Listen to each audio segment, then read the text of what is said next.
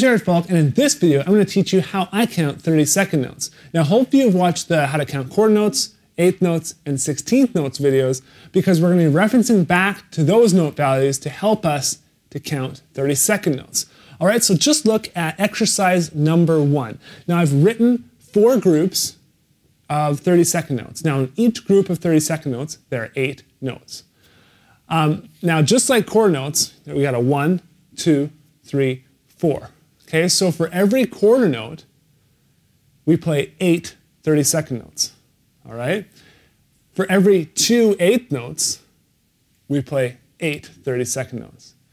For every 4 16th notes, we play 8 32nd notes. Okay, so for every 1 16th note, we play 2 32nd notes. So it's simple as that. I don't want to get too much into the math side of all this, but I more just want to teach you how they sound and how to count them and help you identify them when you're listening to music and trying to figure out songs and stuff like that. So, yeah, just take a look at exercise 1. You'll notice I've just written in a counting thing every other beat. So I'm counting these the same as I count 16th notes. And they're basically double the speed of 16th notes when you actually put it to a metronome. So the way I count them is I'm going to count exactly with my right hand, because my right hand is going to be playing on all the 16th notes, okay? 1 E and 2 E and 3 E and 4 E and then basically I'm just going to fill in with my left hand. 1 E and 2 E and 3 E and 4 E and 1 E and 2 E and 3 E and 4 E and Okay, so it's really, really simple. If you just think of it as playing 16th notes with my one hand, and now I'm filling in the gaps with my left hand.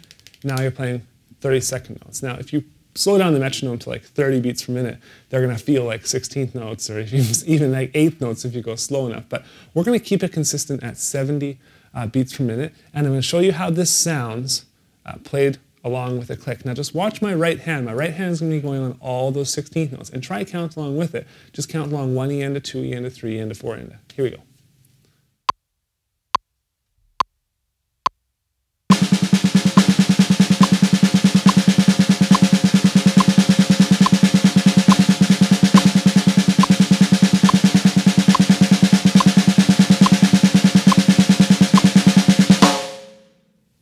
The next exercise, we're actually going to go from 16th notes into 32nd notes. We have 2 groups of 16th notes, 1 E and 2 E and then 2 groups of 32nd notes. Now we're going to be doing these all alternating hands. 1 E and 2 E and 3 E and 4 E and 1 E and 2 E and 3 E and 4 E and okay, here we go.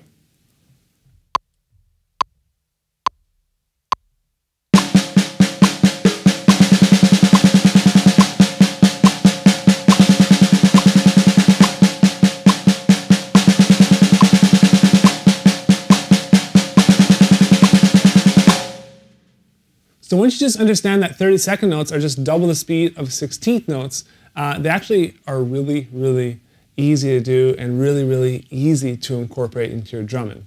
But I still want to kind of show you guys how they relate to other note values, because moving from something like a quarter note or eighth notes into 32nd notes can be a little bit more challenging. So that's why I wrote exercise number 3. We start off with just a single quarter note, move to 2 eighth notes, to 4 16th notes, and then to a group of 32nd notes. Now the way I count these is I count 1, 2, and 3, and 4 E, and 1, 2, and 3, and 4 E, and what you can also do is you can count them 1 E, and 2 E, and 3, and 4 E, and then just play what is actually written. But I'm going to play it for you guys at 70 beats per minute, and you can check out how it sounds.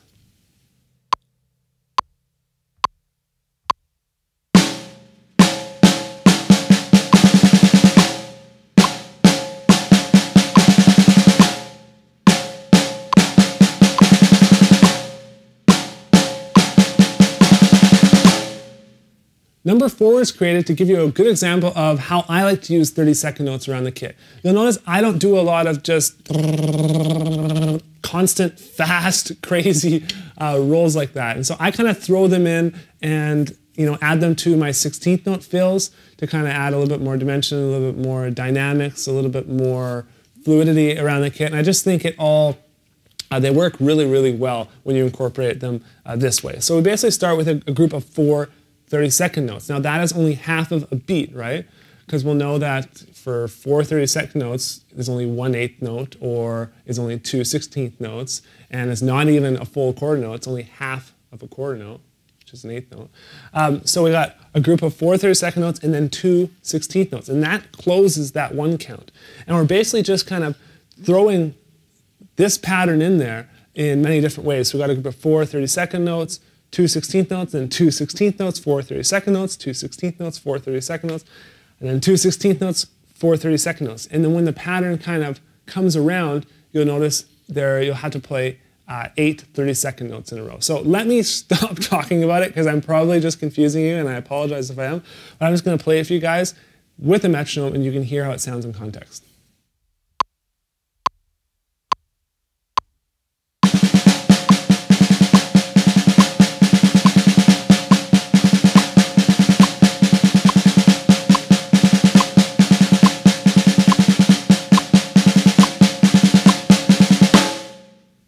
And if you're having problems with that, there's nothing wrong with starting out even way slower than that. You should hear how slow I start out some of the grooves that I'm learning. It's just insane. You can't even tell that it's a groove I'm playing. It just sounds so horribly slow. But what I would do is I would count it like this. 1 E and 2 E and 3 E and 4 E and that's how I count it. And that's really, really slow, but you're going to build the muscle memory to actually play something like that and then eventually start moving around the kit, all right? So next, we're actually going to start incorporating this into our fills around the drums. So we've got a beat for the first bar, just a basic 8th note beat, and then we got the different groups of 30-second notes incorporating 16th notes as well. So I'm just going to show you guys how it sounds. I know you guys are going to get in the concept of this already, especially if you've already studied the quarter note, 8th note, and 16th note videos. So here we go.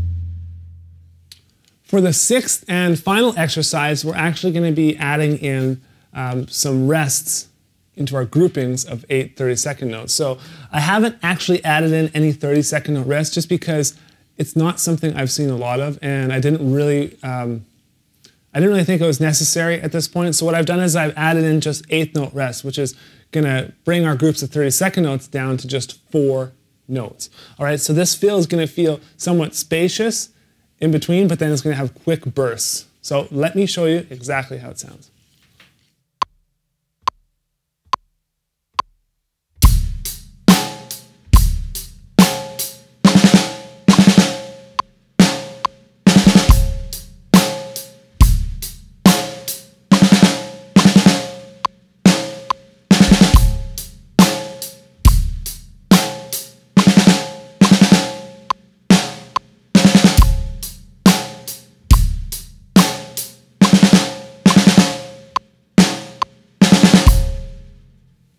With all these exercises, like I said, it's important just to start them slow and count out loud. So print off the sheet music, take it to your kit, or take it, sit in front of the TV, and just learn the rhythms.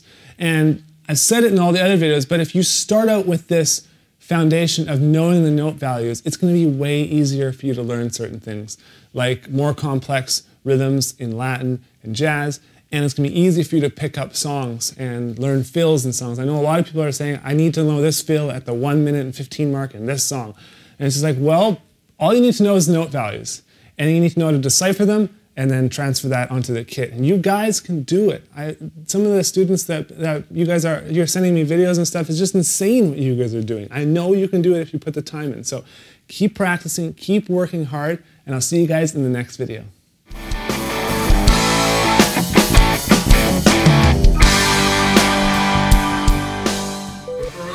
More like go amateur. Funny that you say that. Do you like the Temptations? Yeah. The devil is the lead guitarist of that band. What? Yeah. Why do you say that? Because he tempts people through the music. You didn't trust your gut, or you're just saying that and lying to me right now. You're lying!